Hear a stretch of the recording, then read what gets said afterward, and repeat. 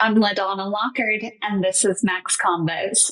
I'm back again today with, of course, my favorite guest, Brandon. How are you, my friend? I'm doing well. You should probably stop saying that, though, LaDonna, because you might not get more guests on. I'll never stop saying it. I'll never stop saying it because it'll never not be true. I mean, everybody's our favorite, right? Well, of course. I mean, I'm a fan of everyone in this industry. However, you are my favorite guest. I'm not backing down. You're welcome. So I wanted to have you back because we've received so much, just people reaching out and thanking us for our previous interview and loving the information that you were saying. So I wanted to invite you back so that we could dive into it a little bit more, because we had really just started to scratch the surface of it.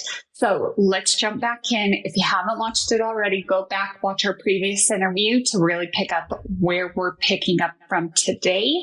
But let's jump on in. So we had left off on servicers and how servicers really are targeting their current customer base that maybe was gifted to them. Can we say gifted? Because that's how it feels. Yeah. Gifted to them by LOs who originated those loans, turn it over to the servicer, and then the servicer starts really marketing that customer base, thereby removing it from the LO who brought it to them. Right. What are your thoughts on that? What's your stance? I have too many thoughts, LaDonna. That's why the minimal time part of this, will continue to do more and more segments, I guarantee it.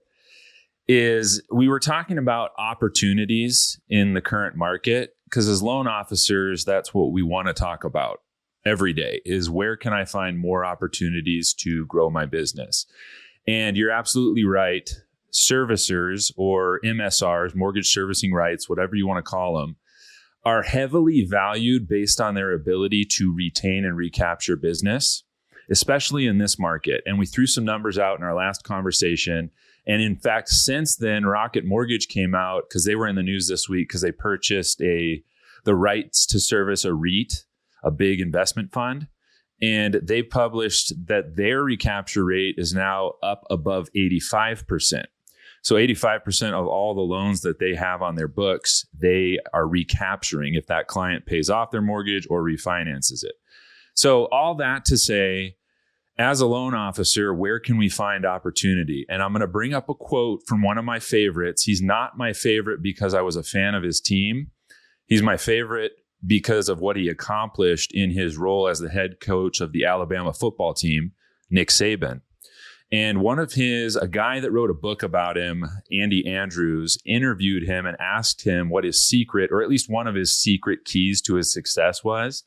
And his response has stuck with me. He said, "Well, Andy, what I try and do is figure out how to compete when my competition doesn't even know that there's a game going on."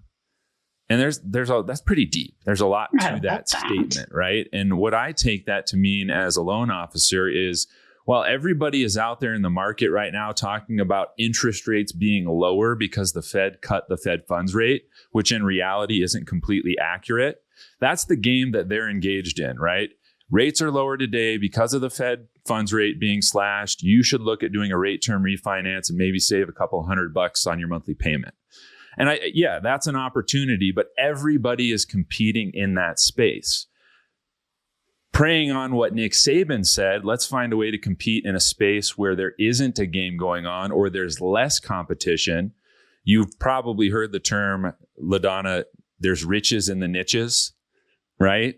Like this isn't really a niche or a niche product, but talking with clients and having high-level conversations with them around managing their debt is where I see a lot of opportunity in the fourth quarter of 2024 and moving into next year.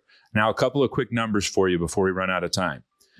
ICE published a study a month and a half ago or so, maybe 2 months now, about tappable equity available to borrowers in the United States. Tappable equity is just equity that homeowners have access to while still maintaining a 20% equity cushion in their property. And the numbers were staggering. close to $17 trillion of total equity is available in the market. 11.5 trillion of those dollars are tappable.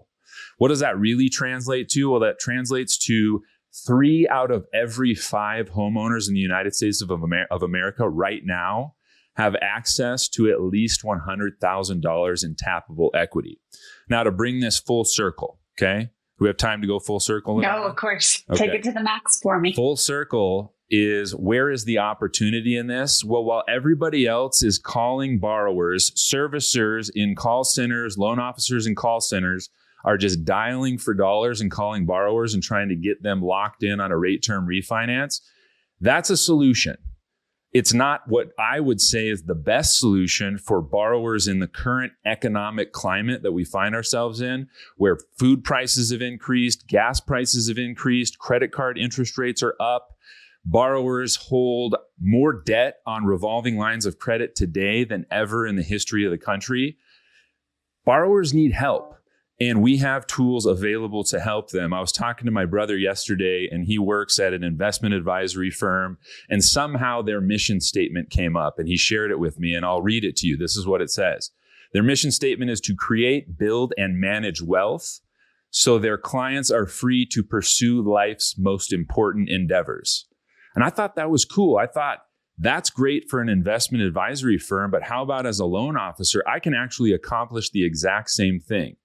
How many of you listening to this, and how many of you know people that need a little bit of help right now? They need a few extra dollars in their bank account every month. And you can help them accomplish that by having high-level conversations with them that the loan officers and the call centers and the order takers aren't going to be able to effectively have, to create life-changing scenarios and solutions for your borrowers that will put them in a better financial place. And there's less people competing in that space. Everyone's over on the rate term side when you could be on the debt management side or the cash flow improvement side, whatever you want to call it. That's actually going to not only impact and improve their mortgage scenario, their mortgage situation, but also improve their entire financial picture if done properly and executed correctly.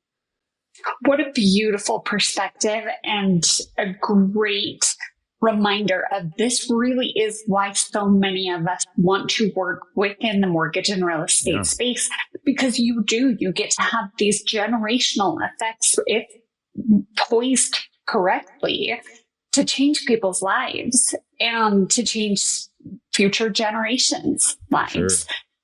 This is why, again, I will maintain that you are my favorite guest. I did maybe a minute of talking and you could just take it from there. And yet you answered everything that I could have wanted for you to answer. So as always, thank you. Thank you for being here with me today. I cannot wait to bring this up and to chat more about it with you again in the future. I'm LaDonna Lockard. This is Max Convos.